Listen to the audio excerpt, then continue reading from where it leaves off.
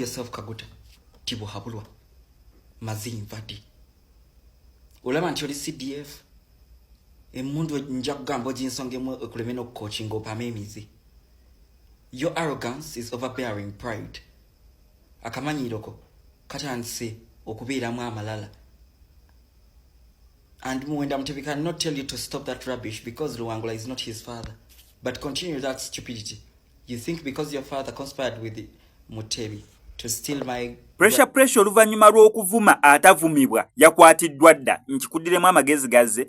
Pressure oluvanyuma lw'okuvuma CDF w'eggwanga erya Uganda ng'ono ye General Muhoozi Kanyerugaba yakwatiddwa dda. Naye kigambibwa bannange ono pressure simanyi nakumanya. Omwana ono yakwatibwa ogwasooka ba TikTok bannange free pressure bannange we stand with pressure n'ebisigadde ng'ebyo. Naye weeks 2-3 omwezi oguyise gye bikomekeredde musajja wattu ng'atandise okuddamu okusokoola ensonga ze ez'okuyagala okubeera nga addizibwa entebe ye mbu ey'obwakabaka bw'eggwanga erya Buganda. Mu kubeera ng'abanja entebe okuva ku Ssaabasajja Kabaka Ronald Muwenda Mutebi, mwana wattu yavumiddemu n'atavumwa. Ono nga ye CDF akatambi kankakuzanyira engeri gy'amuvumye n'akatambi akaviiriddeko okubeera ng'akwatibwa. Simanyi pressure kikyayagala, simanyi wa gye bigenda kukomekera, simanyi lwe bayinza mmuta, simanyi tetumanyi actually na wa exactly gyali. Naye sooka owulirize ensonga zino. Naye nga sinabeera nga nkakutirako akatambi kankukyabo subscribing on ngene ku notification bell tujja kuyangu missing updates naddala nga zino. Naye era still nkutegeeze ku Nalongo Nabwire. Nalongo Nabwire ono azze okubeera ng'akuwonya abafere naddala abasajja abadde nga bakufera sente zo sima bagenda kusomera eddwa bagenda kukola Nalongo Nabwire ye azze okubeera ng'atangaza mikisa gyo oyagala kugenda bweru ettaka likufuukidde ettaka oyagala kubeera ng'otunda ttaka lyo naye nga tewali waligula ettaka abali kusibirako awali wayagala okubeera ng'alibba obufumbo obutali obuyuugayuuga gwewe nawe nagokwata ssente zikuyita mu myaganya gyangalo. Nalongo Nabwire azze okubeera nga akuwonya mukubireko ku enamba y'essimu ebisigadde agenda beera ng'abikunnyonnyola. Akatambi kekano kakati amawulire ge nakafuna pressure 24/7 bamukutte nkiddemu pressure 24/7 bamukutte wabula ogenda kumbuuza ki ekimukwasiza ku luno nno bya ddala ekimukwasiza pressure 24/7 yagenze n'avuma General Muhoozi nga tonnaba kumbuuza yamuvumye eki kubanga of course ebivumo ngenda bikuterawo wano byavumye Muhoozi wabula njagala tukiryalinga empewo Muhoozi si yamukutte.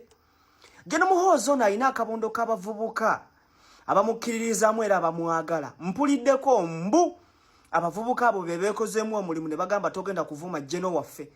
Era pressure 24/7 ensasagge ebadde y'amaanyi kubanga pressure abeera kyanja.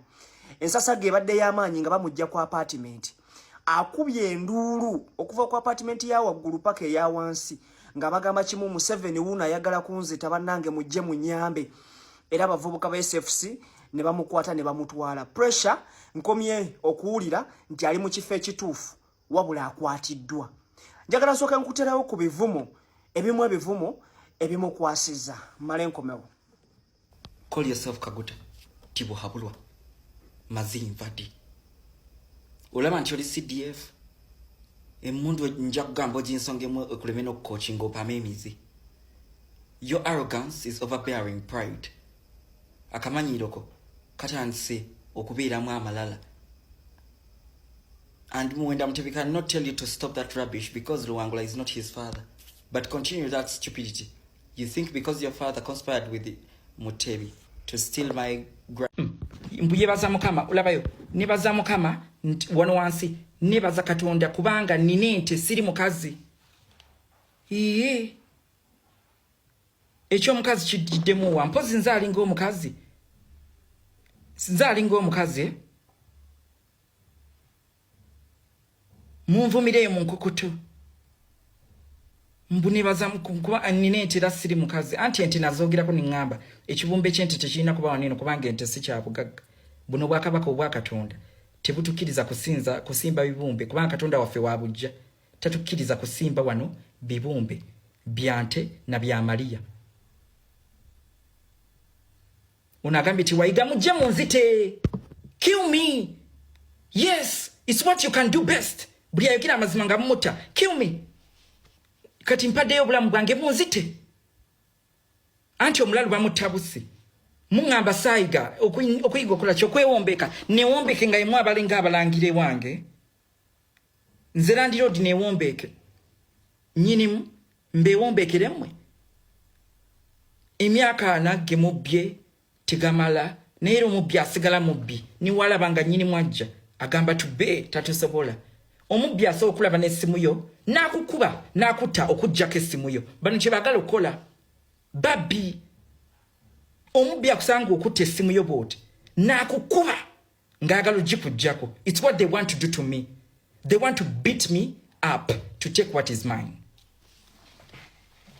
Bebabbi anti beeyisanga babbi thieves. Unagambye ne wa importance mukwano sewangako importance.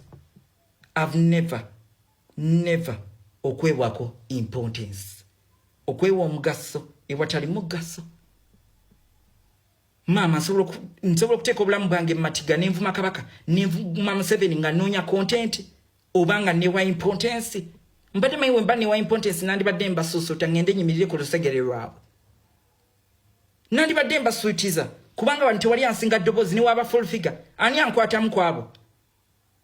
Ani ansinga okuleeta wano ensasage? Nandibadde nga mbeegula singa nali neewa importance. Kubanga nabo baagala nze nzanyire tiimu yaabwe. But tebasa kunsembeza because I am the threat. They don't feel safe around me. Now you're letting those people kill me, yet I'm your only way out. Nze webanzita mwe mwenna nga muddayo mu myaka ana amalala ag'obuwambi. I promise you, let them persecute me, you will also suffer, your children will suffer. Because of a certain delusion called Baganda. We are all Baganda.